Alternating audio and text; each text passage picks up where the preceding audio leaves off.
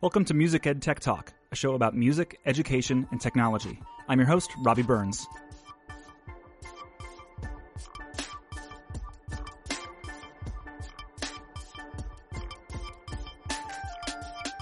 I'm ready for it. I thought what we could do, so I mean, you all have been amongst the people who have most regularly been on the show and been a part of the show, so I thought what we could do is kick off the next year and celebrate the past year with a special holiday episode.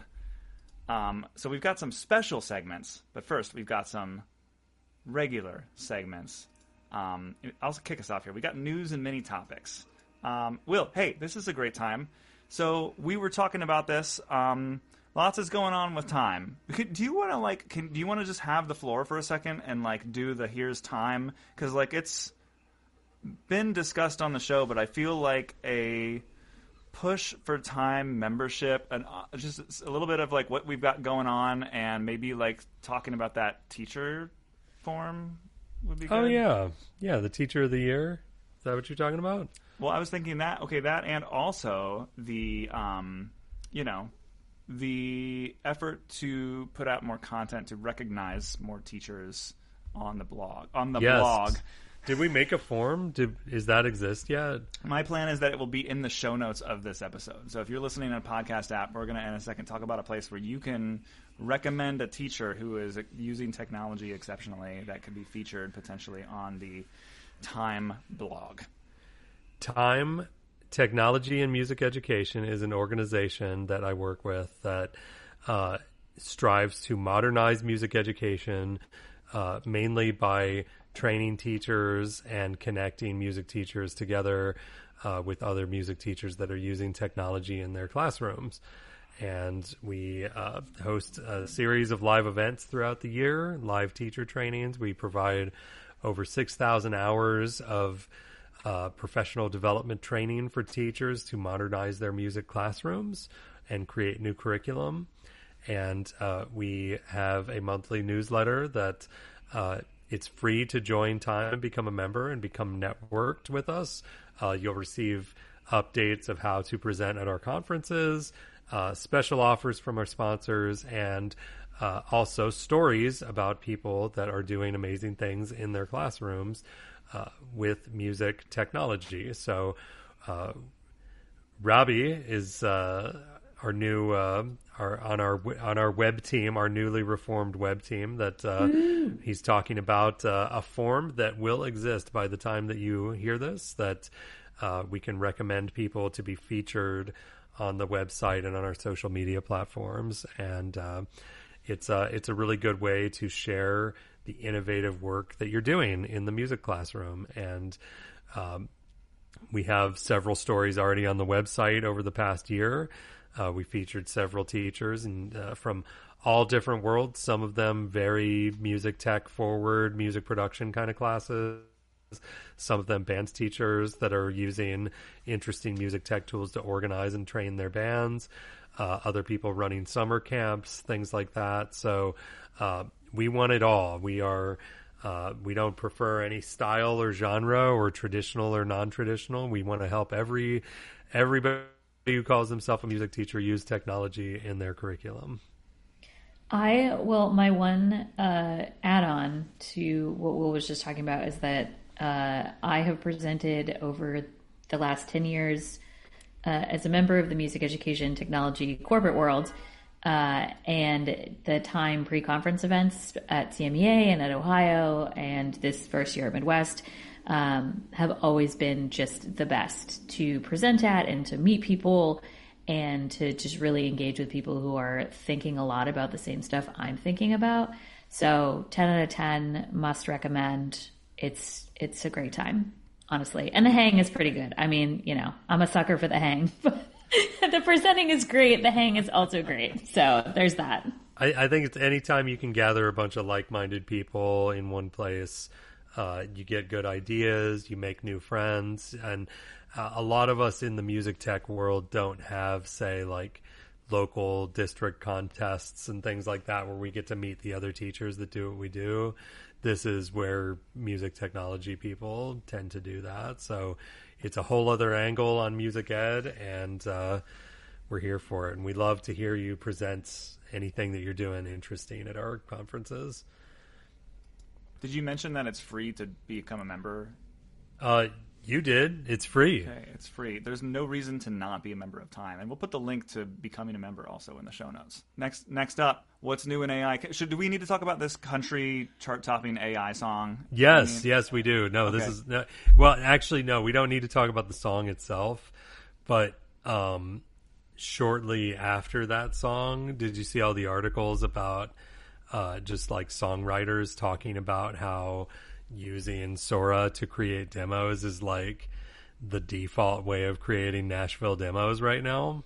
You gotta explain this to me. You gotta tell me. Okay. So like a songwriter in Nashville that's trying to get their songs published and trying to find artists that want to sing their songs, they have to write like 200 songs a year. Like they just have to crank them out. They are not like passion projects. These are like volume production of songs, basically. And so it used to be to cut a demo, you'd have to like, hire a few people, rent a studio, that kind of thing. But now what they'll do is they'll do like a voice memos demo with just them singing and playing guitar, and they'll just send it straight to Sora and say, I want this to sound like whoever. And it's like it spits out something that sounds like whoever, okay? And it's like, a lot of people's experience with Sora is like, you type in a prompt that's like, give me a song that's whatever, and it gives you this weird new original song that's kind of lame. Are you saying Sora but thinking one of these like music ones? Because Sora's like OpenAI's... Oh, sorry, I'm saying Sora. I should be saying the other one. Like Udio? Suno. Like... Suno's the one Suno. I meant. Okay, yeah, I'm glad you asked, because I was also like Googling it real quick, being like, sorry about that. Am I missing the? Yeah, okay. Yeah, please no, continue. it's Suno. Suno's the one. Yeah, my apologies. But so what they'll do is they'll just upload a voice memos thing to Suno and say, like, it's like the remix feature where it basically takes that as the source material, and it's very good at determining what the lyrics are. What the phrasing's intention is, and as soon as you say like make it sound like something else, it really does a good job generating that. And I actually tried it. Like I with my class, I have them mix this really rough recording that was done in our studio of a band that's trying to do like a post-punk emo band kind of sound, and I take them through the whole mixing process of processing the guitars and balancing the groups and compression and EQ and doing all the things manually that you're supposed to do. And then at the very end of it, I'm like, check this out. And I just like upload it to Suno and say, make this sound like My Chemical Romance. And it spits out this thing that sounds exactly like what you wanted it to sound like. And so what's interesting is that, yes, somebody did a proof of concept where they charted a song that was made entirely from scratch that way. But I think the far more interesting thing is people using this as a tool to basically bypass the whole mixing process and the whole talent acquisition process and saying, here is a proof of concept, awesome demo of my song. Now let me find some star that wants to sing this and make this their song. Because now you can picture it. You don't have to like use your imagination to picture it anymore. I thought it was a really fascinating article. I just posted it. This was actually some interesting original reporting by The Verge that I found. So I completely missed this in the RSS feed. Yeah, it's and it like uses the one that charted as like an example, but it's got some interviews with other like country songwriters that. Apparently that genre is so formulaic and not necessarily requiring of innovation that this is very possible to use to shortcut the whole process. Yeah, I mean, go for it. I think this is really interesting because, I mean, one, have you seen the movie Coyote Ugly? She has a literal tape and she like walks into a record label and like gives it to the secretary and it's like, this is a demo of my tape, and the woman like throws it in the trash. So how far we've come from Coyote Ugly, that's number one. But two, I don't know, man. I understand that there's a whole philosophical premise here as artists and musicians, but like, if you dug a song because it hits you somewhere in your heart and a robot made it, I honestly don't care about that. I get the bigger questions about art and artistry and creation, royalties and payments, and like separate from all of that. It's like, I don't know, it's like any kind of electronic music, or like, I mean, dubstep from like 2010, because we are nostalgic for 2010 on this podcast. Like, it's all just like generic loops out of the box with the bass turned up super high, and it just like zaps your brain. And honestly, I love that. So, you know what? Shout out to country music for being super formulaic. That is makes people so easily convinced. That's my piping hot take. That's both my tired and my wired at the same time. I like it. I mean, I have a big discussion about this with my advanced music tech class. One thing I've noticed is like a lot of kids that are like care about making music have this default I hate AI kind of take. And I kind of play devil's advocate the whole time, because I'm like, you know, I get what you're saying, but at the same time, I've been around for a little while, and any time that somebody says, nope, that's cheating, nope, that's not the right way, no, don't do that, those people are usually proved wrong over time. And it's all about like how we intend to use the tools, but it's just a tool, you know. It's not like you know, is it going to take some jobs away? Yeah, I mean, you find a different job, find something else that you want to do. It's not like you're forced to use this stuff, but you know, are some people going to take advantage of these tools? Absolutely. And you know, that's not a bad thing either. If you want to learn how a recording studio works, and there are a lot of people who do, they still exist, and you're allowed to use them. If you don't have the time or money to do it, you can skip that, and what you give up in control, you gain in some kind of a minimum viable product. But when you need the control, you'll know, and then it's time to learn all that stuff. It just kind of switches the order of everything. This is always, these kind of conversations to me always come back to questions of like, what is the meaning of labor, and like what part of like the resistance that a tool gives you is an important part of being a creative person. Like a person who makes art, and a person who uses tools to make art. And you know, I feel like there are some like lots of like cognitive discussions you could get into with the generative stuff that have been very much happening here on the show, but that maybe I don't want to go to. But there definitely is. Also, it's like everything is so early too, right? Like we can already see lots of people in lots of industries using this stuff very, very sparingly and tastefully, with like intention to do interesting things. And I think we're going to continue to see it probably applied in most industries much more conservatively than we see it applied in Facebook memes. Yeah, I think so too. I think there will also always be an appreciation for human-made art, just because we are egoists at heart, and as the top of the food chain, we will always want to stay there. And like, you know, it's the same thing. Like, people who are collecting vinyl, there will become a sort of a Luddite-esque swing of people who only want to consume human-generated art, and I'm going to love that for them. That's going to be a great time for those people, not me. Yeah, I mean, yeah, in a way, it's like the beginnings of punk rock, where it's like, kill rock stars. Like, I only want to listen to people that I know personally, live, you know, that kind of vibe.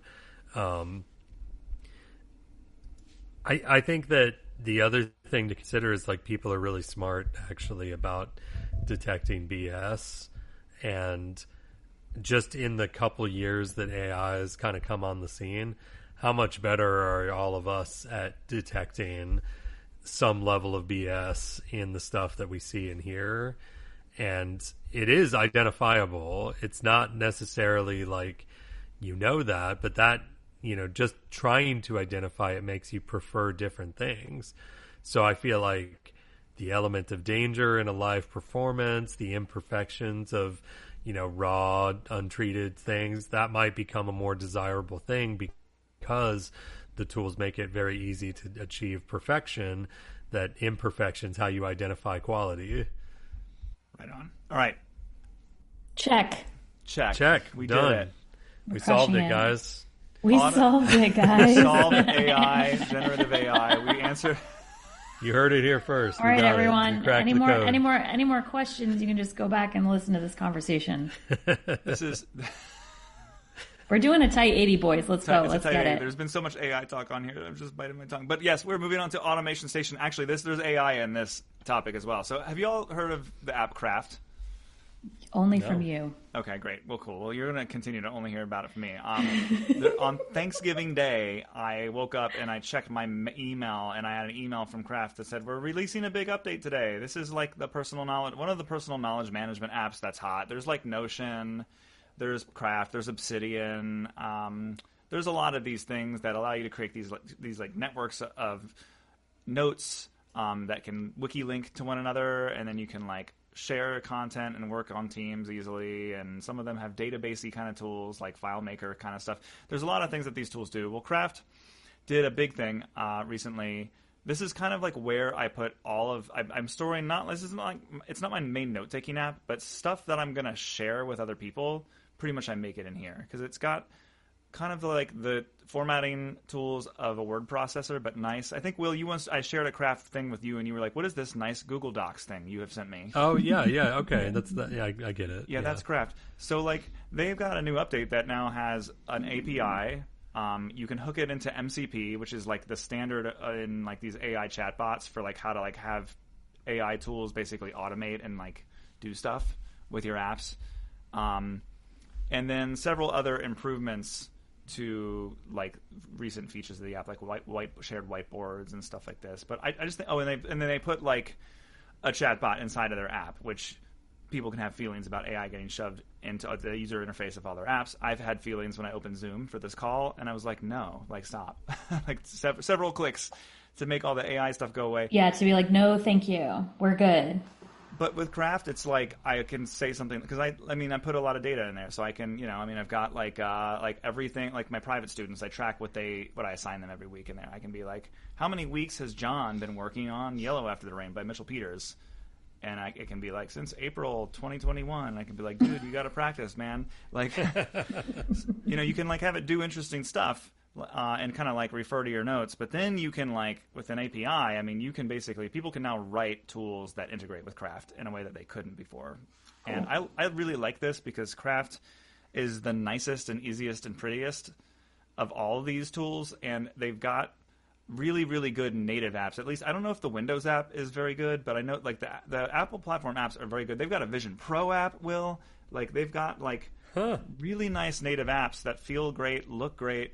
And the thing about a lot of these native apps is native apps typically don't talk to the internet as well as web apps do, but they're now basically like providing their technologies for people to write their own code. And, I saw someone I follow earlier today was like, I use this app called Drafts, which is kind of like a text note place where I like store little snippets of text where I don't know what app I want them to go into yet, like drafts of text messages and notes and things.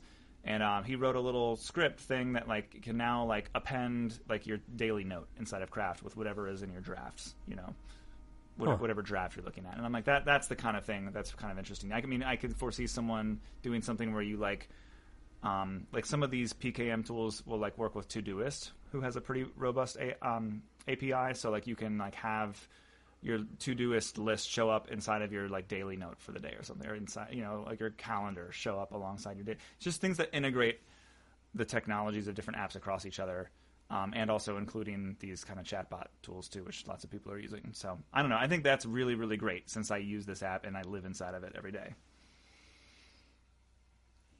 I love that. My team has been.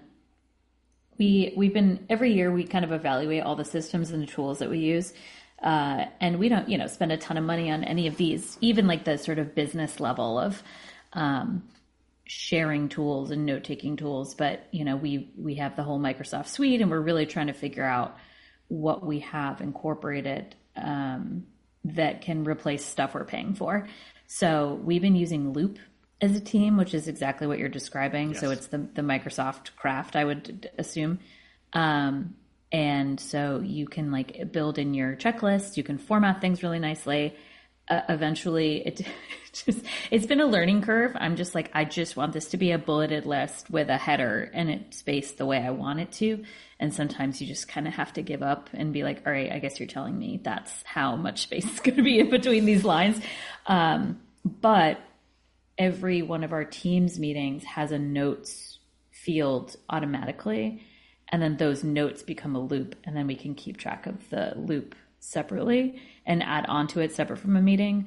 Or we can like put a loop into a meeting invite.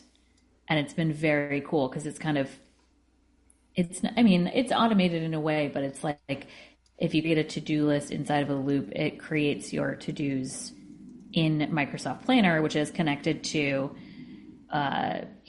it's linked right in our Teams, and it's all kind of sequenced. So instead of, I use ClickUp right now, which is just a website. And so I'm going to replace that with Planner next year because Planner is connected to everything else. And then we're going to start trying to use like saved email templates in our CRM instead of Text Expander. I don't want to replace Text Expander, but I'm trying to keep my heart open to new opportunities. I'm actually having a lot of trouble with Text Expander lately. Are you? Actually very curious how that feels to use, because I understand how useful it would be for a team of people, but I'm obviously just like using it to automate stuff on my own personal computer. But I'm having issues like it's like not letting me hide the icon in the dock lately, and it's not opening on startup correctly. Like I think they're probably macOS Tahoe issues. Interesting. I don't know. You getting any of that or no? macOS Tahoe issues. Are other things having Tahoe issues? We don't have to get into it. Oh yeah. I'm having so many Tahoe issues. It's not even a joke. I'm having iOS 26 issues too that didn't start until I got a new phone and like had the legit non-beta version on the phone. Wow. My current iPhone woe is that I have the bug where like system storage will just take up all remaining storage on your phone, and then nothing will work until you either update the phone, which you can't because you have no space to put the update on it, or I don't know. And then so basically right now my video feed is gone because my phone is updating to the new iOS, which will temporarily solve this problem, but it will probably come back in a week and a half. Yeah, Tahoe broke some audio plugin stuff. Oh, yeah. On its own apps, even like Final Cut Pro's like voice enhancement AI thing like broke for a while. It's finally back. And the stem separation in Ableton Live, like it throws up a error message as soon as you try to do it on Tahoe that says Tahoe's got some issues. It's gonna be slow. It's gonna be real slow on Tahoe. Sad. And because it can't access the GPU for whatever reason. So, yeah, it's just weirdness. And, hopefully that'll all get fixed at some point. But I'm a big user of the Rogue Amoeba apps for Mac. So, like, one of my favorite apps is Sound Source, which just replaces the little audio button in the menu bar. But their version of that little drop-down menu, like, gives you every single app's audio output, and you can, like, mix your app audio output and even like run your audio units through like the output through them. It's like if you've got like an old recording and you want to like boost the bass or something, you can like run Apple Music through an equalizer before it hits your speakers. But that app is like crashing my entire system like every other day. I have to like restart my computer because my entire audio engine crashes. I hate that for you. Yeah, it's not fun. Well, that's the craft update. So we got a topic today. We got a big topic. We've got favorites of 2025. I put in our shared note some like recommended things since like I didn't do a gift guide episode this year because like when people are like, hey, gifts, things that are cool. My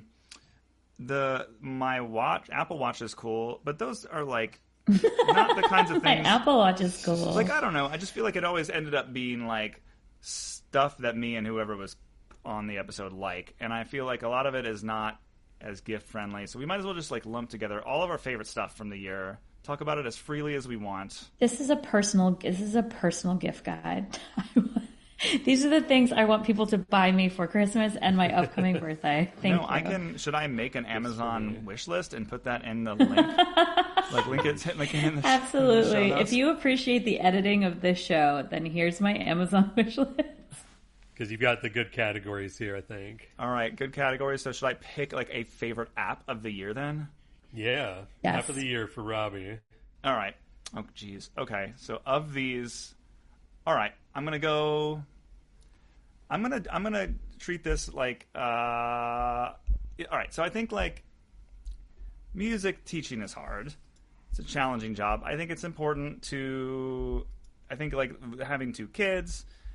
I think having like a challenging and busy career. I think it's super important to like have time with myself, time with my family, all sorts of things. So for me, like that requires maybe a little bit more intention than it does for other people. So I have really been enjoying an app this year called Segue, which is, and this is going to sound very goofy when I explain this, but basically it's built as a downtime manager. It's just a place where you can shove any movies, TV shows, books, or video games that you would like to engage with. And then I love that. Categorizes them. It provides thumbnail art. And then depending on what kind of media it is, it just sort of like adds some metadata for you in a really pretty way. So like if you're looking at a game list you want to play, you can like organize it by wish list or backlog or played. And then when you're like looking at a game, you can see like trailer videos. You can see how many hours it takes to beat if you just do the story or if you do all of the side quests. Books show up in there with like author info and like what I want to read versus like what I've read, kind of a list. Like it's just a very, very nicely made app, and it's just a nice place to be, to think about, hey, this is like stuff I want to do when I'm by myself, which is like increasingly limited, but I like to make sure that time is valued. So Sequel gets my vote. I dig it. I love it. My app of the year is a mental health app called Finch, which my friend turned me on to. And you have a burb. It's not a bird, it's a burb. And it's a cute cartoon. And you set goals for yourself and you check them off. And then your burb gives you like really juvenile support. And it's adorable. I say juvenile because it's, it's not like doing a CBT worksheet with my therapist. It's just like, nice work, kiddo. And I'm like, thanks, man. But my burb is called Wombus, and I love him very much. And I get to put cute clothes on him and send him around the world when I do things like exercise and drink water. And you can set all these goals for yourself, and it's really fun. And there's like a tiny social component if you choose. You can share these things with your friends, but you don't really like see the things your friends are doing. I think you can, but I don't do that. Basically, I just see like the other cute outfits my friends' burbs are wearing and their cute burb houses. And I love it. And it's free. They have a paid version where you get like fancier outfits, but the free one has been great. I've been using it since June, and it helps me. Like I use it some to set reminders to do stuff, but mostly I reward myself for doing things that I hate doing, like washing the dishes. So 10 out of 10, highly recommend. Yeah, I mean, I use two apps throughout my day, like a lot. I use Ableton Live and I use Final Cut Pro. They both got really good updates this year. Ableton Live stem separating is going to be really good once they iron out the Tahoe issues. I got to say, teaching this film studies class, the updates that Final Cut Pro has gotten over the last year are like crazy good. It has this magnetic mask tool that can like find subjects and just like mask them out for you automatically, which is like huge. Big game changer, makes special effects way more accessible for everybody that's using it. And you know what? Like, yeah, there's some things that Final Cut Pro can't do, but it's fast. I mean, every year I do a little A/B test of like all the apps and like how fast can we edit on DaVinci and Premiere and all the other usual suspects, and just nothing runs faster than Final Cut. So I'm giving my chip to that one this year. Nice. Yeah, it's so good. It's also like I'm happy to hear that they're like continually pushing it forward. As someone who doesn't like really depend on it or use it a ton, but every now and then I'll break it out. That's very exciting. It's interesting. The closest thing I found to it, because I try a bunch of them out every year. CapCut is laid out a lot like the desktop version of CapCut is laid out a lot like Final Cut Pro, but it has a bunch of upsell garbage in it. Like, not interested. But that layout is definitely like people are getting onto the fact that that's like a very efficient layout for video editing. I have not spent a lot of time with CapCut, and I'm surprised, honestly, to hear that they have a desktop app. It's not bad. Honestly, I have a lot of kids use it as a backup if they can't access Final Cut at home. It's just like more than half the effects and transitions and all that stuff is behind a paywall, which is kind of lame.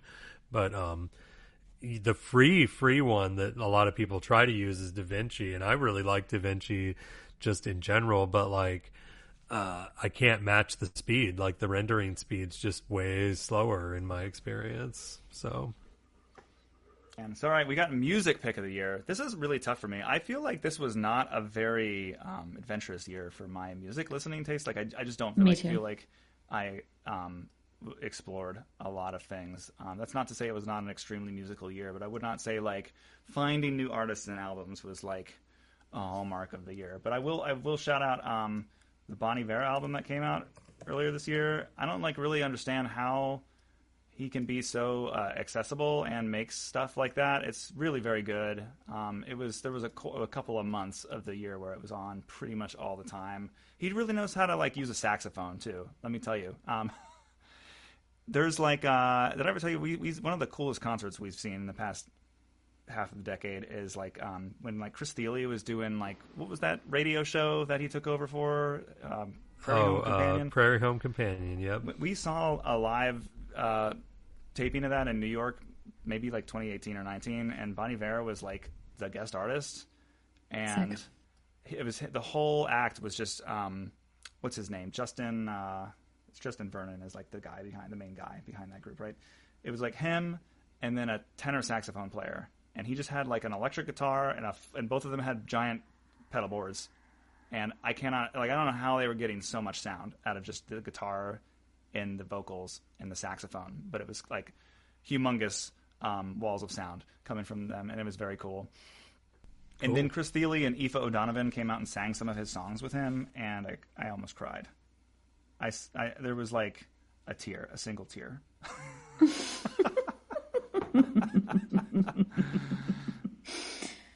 That's all you're going to get from me. I love that.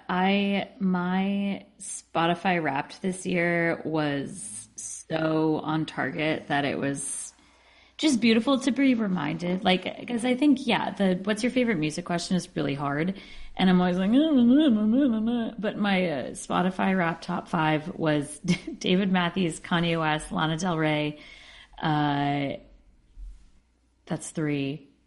9 Inch Nails, and just like miscellaneous other artists. And I was like, actually, this, like, when I need what I need, it's all right there for me. So I unashamedly, my top music pick of the year is once again for the 3rd year in a row, David Matthews. I think it's interesting. Like, you're talking about Dave Matthews. Oh, yeah, well. But, like, you call him David. It's just like the formal version. This is a very formal, the David Matthews experience. Every day with Dave is a David Matthews Band experience. That's awesome. Yeah. That's awesome. Here, get ready to beep mine. Okay. It's a band, you can't say their name. I'm so ready. I'm prepared. Yeah, well, it's funny. We're playing one of their songs in electronic music group this year, and the kids just call them farters. That's pretty good. But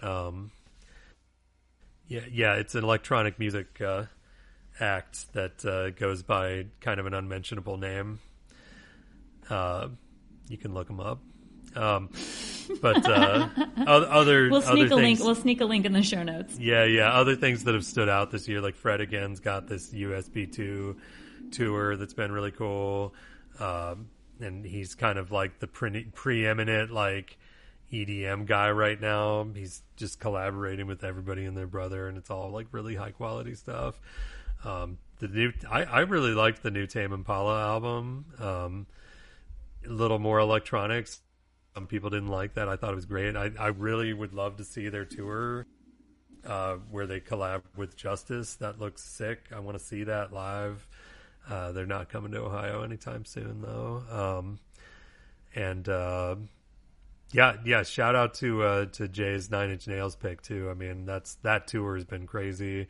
I got tickets to see that in February. I'm really excited about that. I'm also going in February, and then flirting with the idea of going a second time. I'm going in DC, but may end up going in New Jersey as well. Oh man, I was too scared to go when I was in high school, and I'm like, this is the one. Huge mistake. You made a huge mistake. Yeah. I was like, I'm gonna get beat up if I go to the 9 Inch Nails show. And it would have been the best day of your life. Yes. All right, favorite computing device of 2025. I'll go first. This is tough. I did. This is one of those years where like I ended up upgrading. I'm being like kind of an on year for a lot of upgrading of my Apple stuff. As has been mentioned, and I know like this is going to get covered more down the road, and I know we gotta talk about this and maybe even collaborate at some point in it. But like the Apple Vision Pro is absolutely a thing on my mind that is cool. I'm not going to pick it, but it is like a very cool thing to have in the lineup, and I'm excited for more. But the thing I'm actually going to choose is my Apple Watch, which may sound like not the most exciting kind of computer, but I love my watch, and I get so excited by all the things that the watch can do. I love customizing the way that my widgets look and my complications. I love endlessly tweaking it to make it show me like the most relevant information at a glance. I really like the health stuff. I'm trying to be like more fitness and nutrition conscious lately in a way that feels good, not in a punishing way, in a way that just is like super mentally focusing. And I feel like it's awesome that the watch like is kind of a central tool to that. Like it's cool. Like we have some like we have like that Peloton on demand membership thing where you can like take their classes, and like when I start taking a class, it doesn't matter what device I'm taking the class on, my watch just pops up a little notification that says like you're taking a class, do you want to use this as your heart rate monitor? And I say yes, and then like whatever device I'm looking at like will show me the heart rate of my watch. Like it just integrates, not because Apple makes it integrate, but because they like somehow wrote some code that figures out how to like push your heart rate over their server and like integrate it all into their stuff. So it's just a very cool device, and I upgraded to the Ultra this year, and I really like the extra button. I still haven't figured out what my favorite thing is to do with it yet, but I like the big giant computery look to it and the screen, and I don't know, it's just really it's good. I'm enjoying it. And it has good battery life now. Oh yeah, it's never died. Battery life is insane on that thing. I love it. Did you get the titanium mesh band? No, I got the Trail band, which is just like a black.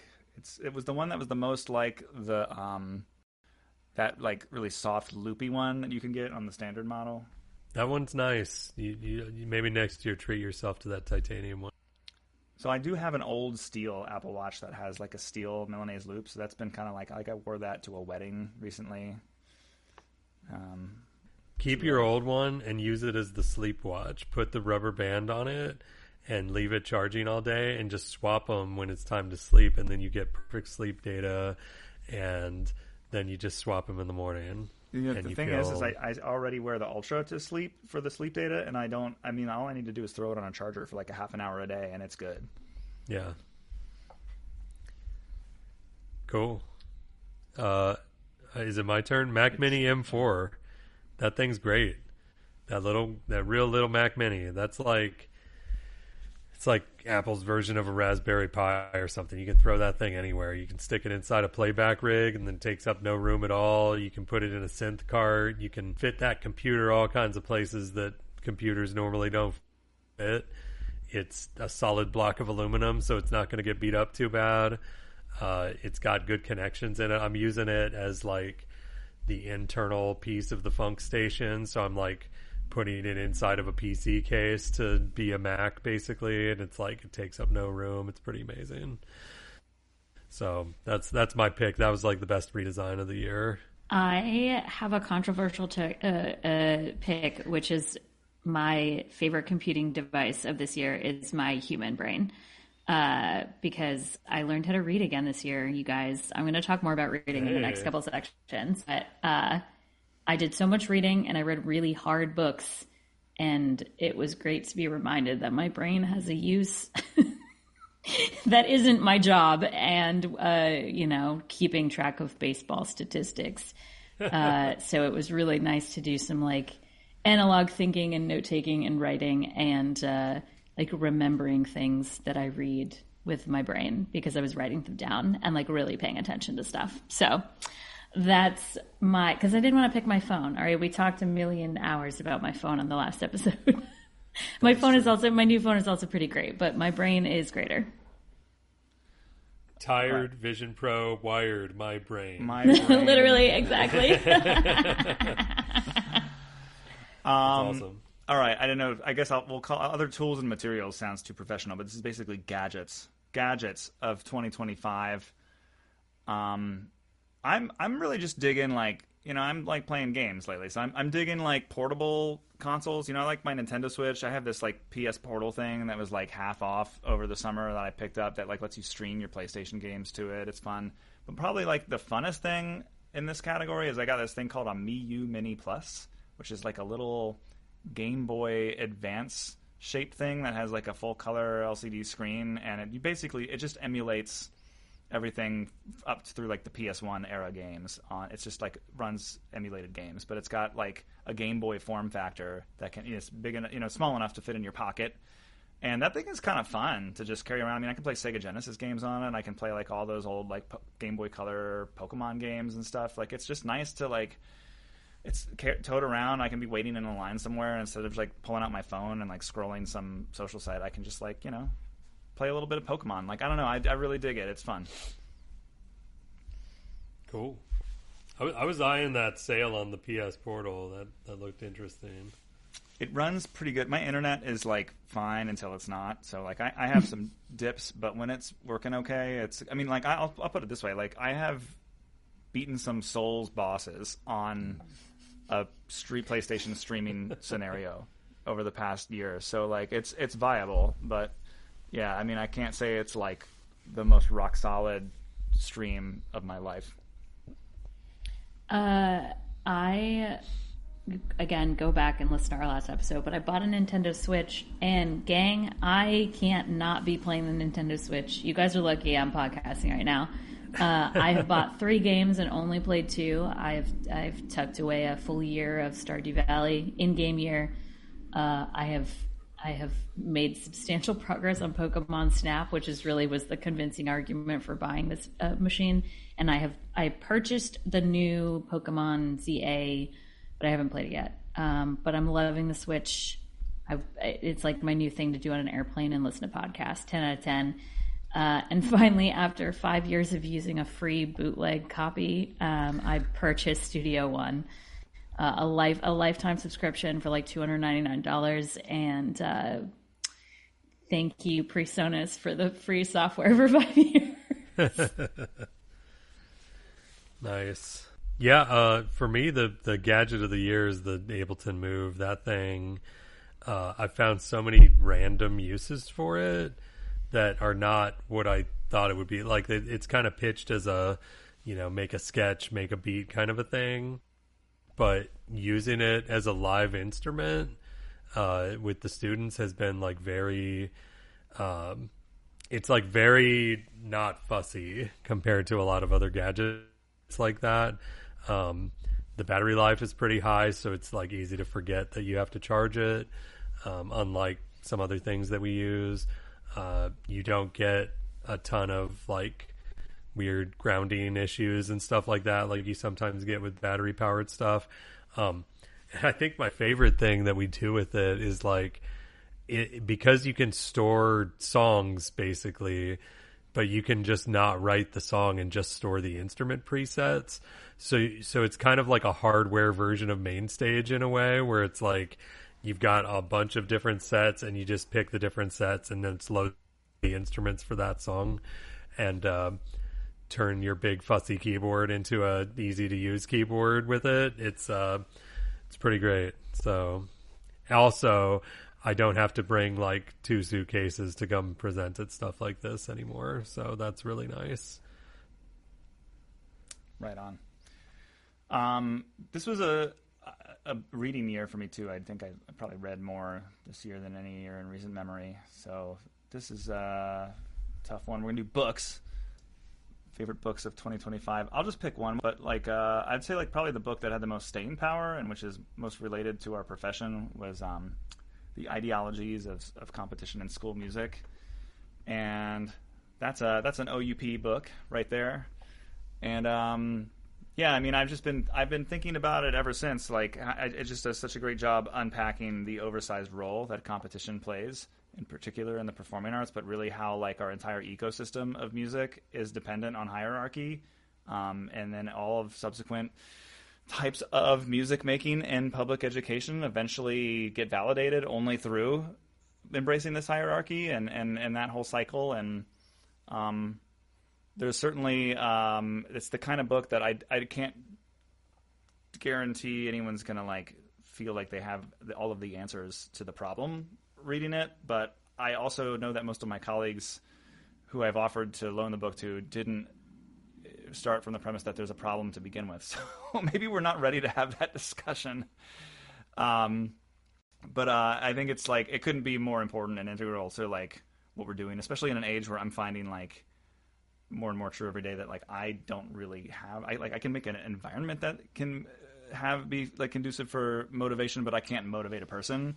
And I'm coming full circle to what I was so against back when was this several years ago. What is your why? Now all I'm asking is what is your why? Like it's like what do? We make music. How do we do it? We do it well. We do it excellent. But like some of my students at my school are doing very, very good things, but they're doing it because they're getting graded on it. And I'm like looking for more than that. I think this book is a great way to start that conversation and also maybe address some of the very prevalent toxic practices that I see in some cases like ruining kids' love of band or music making in my area.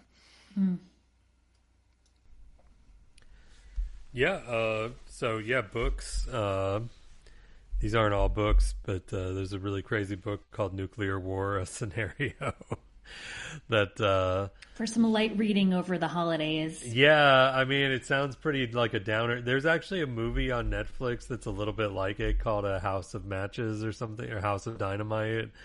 That it must have been like based on it or something, because it's like basically it takes you from like the minute by minute of like we can tell something got launched to what happens to like 20,000 years later, like nothing's alive.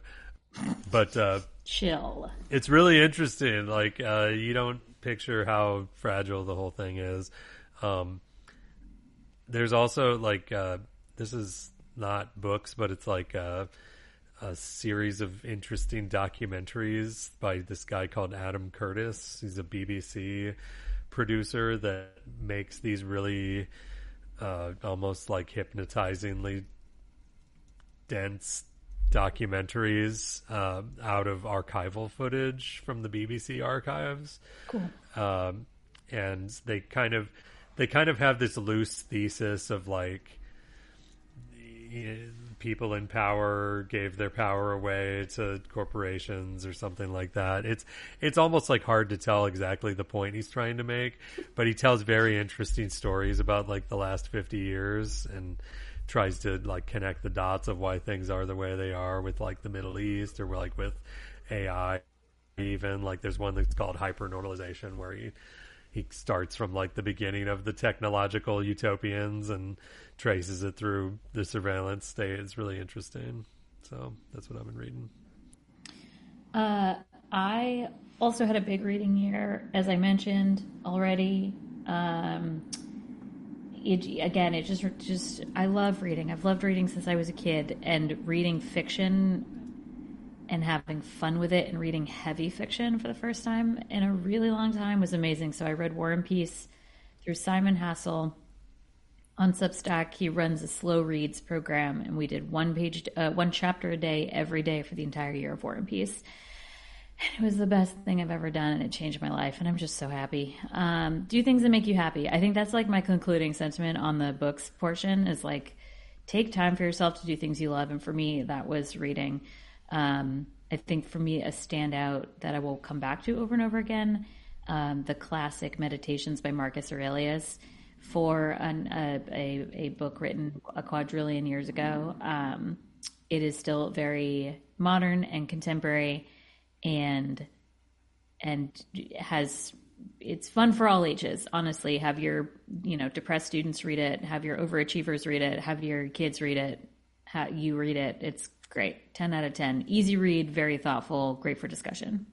Okay, we're gonna get this is I was feeling here like we could do some other media picks that are not necessarily as I don't know, professional or related to the field or to the topics of the show. But I watched some movies, some TV. I played some games. I didn't know what other category to put these in. So media picks of 2025. I love it. 10 out of 10. Okay, so I mean, like as I have mentioned, I'm doing lots of games lately, so it's hard to pick. Did a lot of gaming this year. I am continuing my streak of playing air quotes hard games. I had a very, very good fall. I finished that game Hollow Knight, which you maybe heard of, where you're like a cute little animated bug. It's kind of like Metroid-y, but also like a Dark Souls game, but it's beautiful music and animation, very, very technical. It combines platforming with like hard boss fights and like lots of exploration. It was very rewarding. I didn't do all of it, but I had a real good time doing it. And that kind of genre of game I've continued to like. There is a new Elden Ring game that is like built for multiplayer, and I am absolutely grateful to have a three-party team, like two other players who I have been somewhat routinely been like playing this game with. And all of the difficulty of these games is like so rewarding with people, because when you like die, which is often, you share in the death, and when you win, it's like 10 times greater when you win. So it's like, it's mostly dying, but all of the stuff, all of the feelings are shared feelings, and you get to be like a nerd with your friends, sometimes friends who don't even like live anywhere near you. And so that is an awesome thing. Oh, that's hold on. I have movies though too, and shows. Shout out to Arrival, which I finally watched after like 5 years. Didn't that movie come out 10 years ago? Yeah, that's not it's okay. I also was having trouble like thinking of things that I did this year that came out this year. Yeah, so continue. I think this is fair. This is in bounds. You know what? I had not even considered like does the thing need to be like from the year, because my app picked is not either. No. So yes, thing I picked Dave experienced. Matthews. Okay, it's there great. You go. Yeah, whatever. Okay, and then that movie is beautiful. Everyone should watch it. And I am really enjoying this new show, Pluribus. Pluribus, yes, second for Pluribus. Yeah, I'm really enjoying it. It's probably my favorite show I've seen this year. So, crazy. And it did, in fact, it is actually. I think there's like a couple episodes left of the season one. Yep, that's a mystery. They're not going to wrap that one up. Nope. That's a good one. All right, let's see my stuff. Balatro. Got to play Balatro. That, you know what? I've never played a game where I can like take up a whole like 6-hour flight and just play Balatro the entire time. Like, I've never been that addicted to a game, I don't think. Well, maybe not since college, but if you haven't played it, it's a card game. It starts like regular poker, but you get these jokers that can modify the game. VJ turned me on to it. And it goes way deep. It's like Magic the Gathering by the time you're done with a round. Very crazy high scores that you start to get. Like you can basically like build the deck as you go and like make these chain reactions that are very satisfying. But I recommend everybody play Balatro, the Tetris of our time. If you have like the Apple thing where you like do Apple One, where you like pay them for iCloud storage, so you just give them whatever, like the extra $5 a month to get like all their their news and their TV and all those things. Balatro is included in Apple Arcade. Yes, Balatro. At one point this year, I decided it was time for me to watch Mulholland Drive, and I have not gotten that movie out of my head since. That's a good one. He did a real good job on that one. I love David Lynch, but that one was the one. He stuck the landing on that one. Yeah, my favorite thing about Mulholland Drive is that, like, I also fell in love with the first brunette person who was like, come over to my house and hang out. And I was like, is this love? Is this what love is? And that's basically what Mulholland Drive is. You're right. You're right to shout it out. My movie pick of this year was Mission Impossible 8, Part 1 and Part 2. It was the first mission. I mean, other than like the first one, and I don't remember seeing it because I was like a tiny child, but it was my Mission Impossible 8 Part 1 was my first Mission Impossible movie. And I literally gasped in the theater when Tom Cruise pulled his face off and it was a mask and underneath it was Tom Cruise. Best movie experience I've ever had. And then Part 2 was the summary, and it's all about AI, and it's really cheesy, but it is a very pop culture superficial look at the problems of artificial intelligence that we've already discussed. Plus it's Tom Cruise and a bunch of really cool people, especially on a submarine. The submarine scene is the best. In addition to Mission Impossible, the thing I've been watching the most, especially in the last like 2 months, is cricket. So no, I won't be taking any follow-up questions at this time. But I have been watching hours of cricket every day. One, because baseball's not happening, and two, because it's great. So there's a big like Australian England showdown that's literally on my TV on Miyoo right now. Because it goes for 5 days at a time, 8 hours a day, which is exactly the right amount of time to play a sport. So shout out cricket. I've been having a really great time learning a new sport. And speaking of baseball, the Major League Baseball Hall of Fame in Cooperstown, New York is the best place in America. And they have a new exhibit about Japanese baseball. And like the sort of undercurrent is like the war and colonialism and American exceptionalism, or our perception thereof. But really, we brought a sport to a country, and now it has taken an entire life of its own. So it's kind of this, a beautiful love story of time and change and culture and cultural exchange that even if it didn't start in a positive, loving way, it has turned into this really incredible two-way experience. So the Hall of Fame Museum, it's amazing. Cooperstown, it's amazing. 10 out of 10. If you ever get a chance to go to a ball game in Japan, I highly recommend it. It's very fun. I would love. Okay. Take that recommendation. All right. We've got miscellaneous bests of 2025. I suppose this will get somewhat personal. I actually didn't fill out anything until I saw what you all had wrote, and then I added some stuff here. I might think of other. Yeah, I wish I had given this more thought, but I'm going to say some obvious stuff here. Please, that has affected my personal life. Okay, so first of all, I just want to say, like, kicking the year off with TMEA was exceptionally awesome. I'm still so grateful to have been recognized with the Time Teacher of the Year thing, and I thought that was a super awesome hang, and I loved it, and I'm so grateful. I'll never forget that awesome time over there at TMEA this year. It was very, very special. Then I had a baby. I had my second kid. Baby, congratulations. Baby. Yes. Babies are the like thing. I actually like this is. It's been 5 years since I had a baby. If you could argue that for me that babies are the thing of 2025. She's like a very good baby. Like I forgot babies are great. I mean, there's like some problems that come with them. But like wired babies. I mean, they're like babies are just like real squishy and cute. Like I don't know what else to say. Like I really love having babies. She's like 7 months old right now. That's like one of the good times. Like I really remember distinctly like 7 months, like 2 years old, like 5. My other one is 5. That's pretty good. Like there's just times that are very good. And having a 7-month-old is like a real good time. As far as things that are not personal that anyone can enjoy, shout out to Costco. We're recent executive members. I'm following baby, having a new child enter into my family with Costco. I love this. This is good.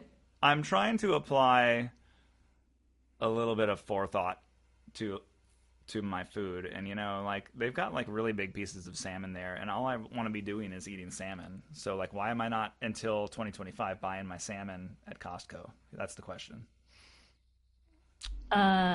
My two miscellaneous favorites are related. One is that I upgraded my American Airlines credit card, so now I have lounge access. It's not free because I have to pay for the credit card, but it comes included with my credit card, and it's the bomb. I immediately I got the card in the mail and was in the airport the next day and was like, "Hi, I have the fancy card," and the lady was like, "Oh my gosh, welcome." It was hilarious. I was like, this is exactly the experience that I wanted. Thank you. And then related to travel, at the beginning of the year, I had the absolute privilege of going to Germany for work and tagged on an extra few days to my trip and took a train from Frankfurt to Munich and then from Munich to Vienna and from Vienna to Prague. And seeing that part of the world by train, one, I love trains. I'm one of those people. And two, just like chilling in my first class cabin, like writing a travel blog and looking outside. 1,000 out of 10, love the train. And then my favorite American trip of the year was seeing the Cardinals play in St. Louis at the Budweiser Stadium and get the like exclusive Budweiser that you can get at the stadium. And it was the best. It was the best. It was a perfect summer night, and I've never been happier. So, shout out to St. Louis.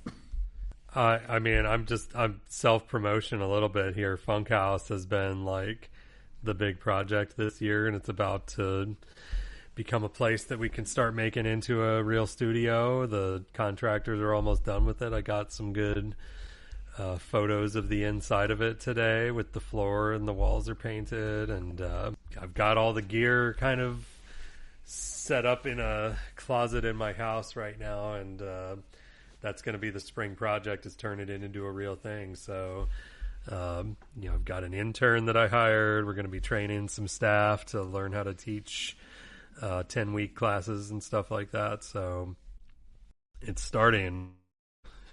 Amazing. And we'll link. Do you have a website? You have a website. Oh yeah, funkhouse.music. There we go. It'll be linked up in the show notes. Listen, 2025 is a wrap. Almost. Woo! Anyway, 2026. Like, do we have any, like, I don't know, is it fun to talk about predictions in the industry? Like, whether it's consumer tech or, like, music education as a whole, like, the industry of, like, music ed tech? Like, what, do we anticipate anything? Do we have any interesting predictions? Like, I don't know. This is, like, a thing. All right, you want my big prediction? Yeah, I want that. Big prediction? The 100-year experiment of putting music education in the public institutions is breaking down slowly. Woo! And I feel like that will start to come to a head at the university first. That's my prediction. That interesting. Dang. So I feel Will is like, bringing the heat. Okay. Yeah, I mean, and it's not because I want it to, but I feel like with the focus on earning capacity and job placement and things like that, the attractiveness of music education as a professional field that you are going to major in it's less attractive. It's not unattainably attractive right now, but it is less attractive than it was, say, like 25 years ago.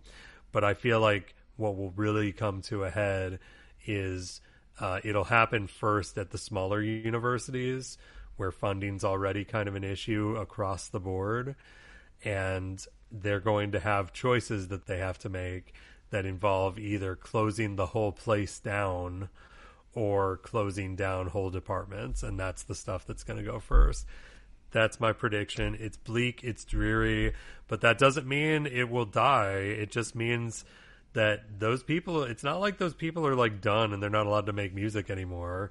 it's like it'll move outside the institution like it always was before. It's going to become its own conservatory. It's going to become an independent school. But putting it in the traditional university setting is going to be more and more of a challenge coming forward. That's my prediction. It is a little bleak. I was having this conversation. Pushing it all forward. That's what. Yeah. All in on that. I was having this conversation with a friend of mine recently, and their response was basically like, "Yeah, but like, can't we just like break it entirely apart and do I have to like sit through it while like the rest of my career while it like slowly crumbles? Or can we just like rip it apart and do whatever thing is next now?" I mean, that's what's interesting is if you look at like industry, like Department of Labor kind of statistics, like music retail has trended down for the past several years just because of direct sales mainly, but music schools have been trending up, and that's talking like independent music schools. To me, that's a signal, a little bit of a trend that's happening where it's like people want to learn how to play music and how to be in a band and like they just like the social element of it. They need a place to do this stuff with professionals, but it's like, who's our co-sponsor?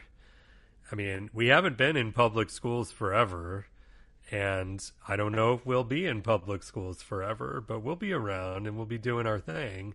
But I do feel like something's changing. Something is kind of shifting there.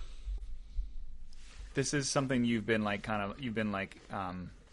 on this beat for a while, and it's difficult to not be with you on it, especially as I'm noticing like there was almost like a vacancy for like the early 2000s, in the early 2010s when I was starting out. Like it did feel like there was kind of like the death of the rock band. Like I didn't see my students doing what I did in middle school and high school and like starting like playing Metallica songs together and like going to the record, like scraping your money together and going to the recording studio to record 6 of your songs. Like I didn't see that, but it's like coming back, but like it's so positioned so differently socially. Like there's these like Bach to Rock and like we have one here called Soundcheck, like all these like pop up like community or places where like kids just sign up. It's like the same as like signing up for gym class. Like you go there and you have a once a week band practice that's led by some person, and then you have like an instrumental lesson. And I mean, I think that these things are serving an interesting role. So I don't want to disparage them in the way I talk about them. But what's been interesting as someone who teaches private students is that like kids think about these experiences, I think, really differently than they do private lessons. Like I'm trying to help them develop skills on their instrument. And I do feel like the private lessons they're getting at these places, because some of them do both. It's a little bit more like, how do you survive the song forms? It's like, how do you play this Coldplay song? Not so much like, how do you like hold your sticks and make a steady sound and have style and groove and music and apply it to different musical contexts and all that. But it's interesting because like I see these things popping up and I'm like neutral on their impact because I'm just kind of feeling it out. But it is interesting that like this was a thing that like I just managed myself socially when I was younger, and now we have like it's like an activity that a parent signs a kid up for. Like I had a kid who played at our local theater, like outdoor like amphitheater, and didn't tell me or any of his friends that he played at the Merriweather Post Pavilion. Like his mom sent me a Google Drive link to him on the stage where most people would die to play, and I'm like, what? You first of all, good. You sound great. But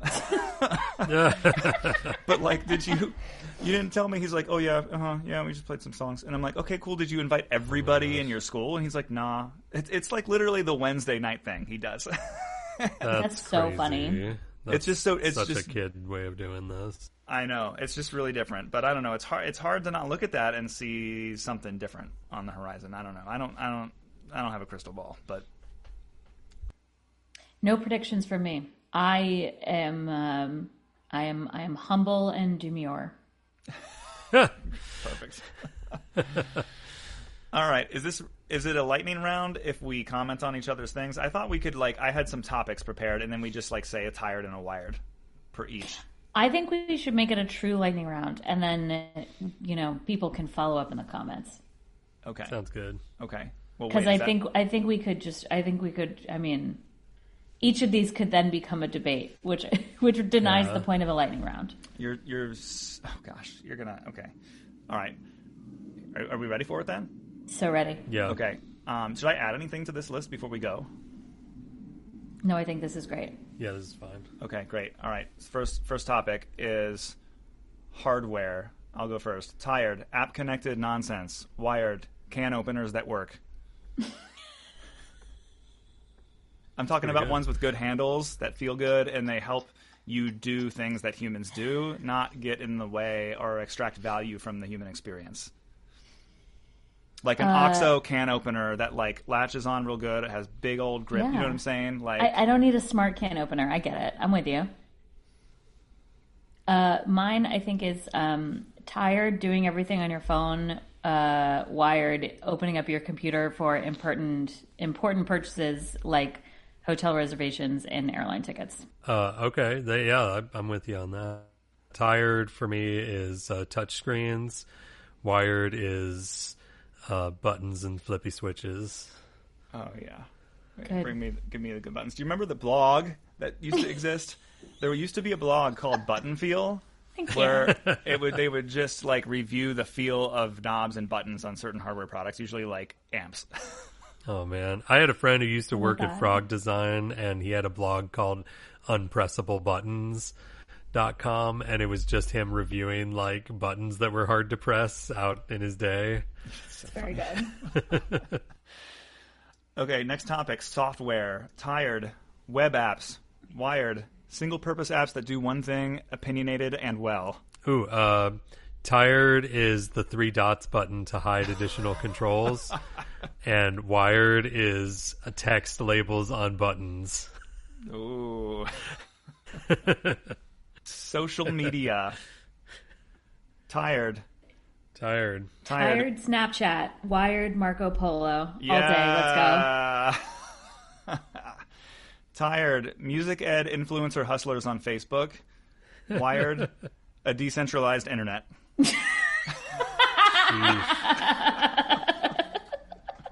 Can't with you. I can't. Please. Okay, here we go. Tired is trying to have a professional learning network. And Wired is AI cat videos that are dancing impossibly good. Yeah. Make it, yeah, yes. More media, less social. I like this. I like this idea. Oh my gosh. Okay. Teaching practices.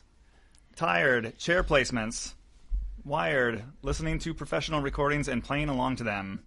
Like, why doesn't my band, if I played along to Metallica songs in middle school with the speakers turned up, why doesn't my band play along to, like, a recording of, like, the Army field band playing their same, you know what I'm saying? I do. Yeah. Go ahead. I think ever present, tired is telling someone what to do, and wired is coaching them how to do it so you never have to talk to them ever again about that specific thing. Teach a man to fish. Yeah, so maybe that's not very tired or wired, but those are my vibes right now.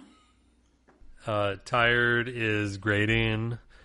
Wired is making everybody perform their final projects in front of each other. Incredible. No need for grades. The pressure's all there. All right. Storytelling. Tired. Telling viewers what is happening. Wired. Looking at trees. Pluribus. I'm telling you, I was watching we've been doing movie nights out on our front yard during like the late fall, and like it's a little far from the Wi-Fi, so we're like streaming the Apple TV on the side of the house. We're watching My Neighbor Totoro, and I'm talking to my neighbor, and then like I just get that feeling you get when there's like movement and there stops being movement, and I look at the screen and it looks like it's buffering for like a really long time, and I say, hold on, wait, I need to maybe go like fix the Apple TV, and then it moves on to another scene, and I just realized that we were just actually just like looking at trees for like 20 seconds. Like that's the movie. Yeah. And I was like, oh, how detoxing for us and all of our children. That's in the movie, man. Yeah. I think for me, tired is single media presentations, and wired is multimedia blogging with video, audio, images, and texts. We did it. Yeah. Let's see. Tired is Instagram posts that have a clip from a movie with an AI voice describing the scene that you're watching.